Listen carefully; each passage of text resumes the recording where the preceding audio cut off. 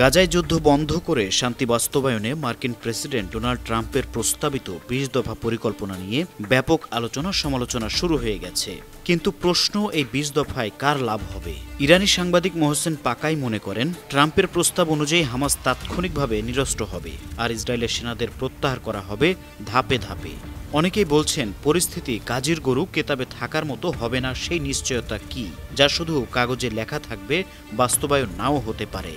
কারণ আমেরিকা ও পশ্চিমা শক্তি ইসরায়েলের পাশে থাকলে চুক্তি বাস্তবায়নে ইসরায়েলকে বাধ্য করা সহজ হবে না।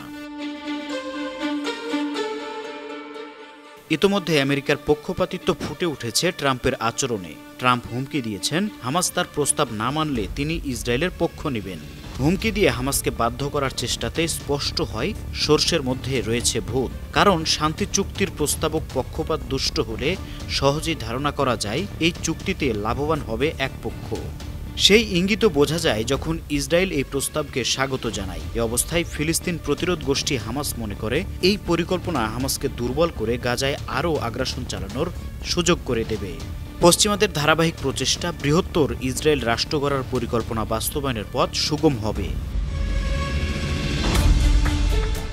আন্তর্জাতিক ডেস্ক, 52 টিভি।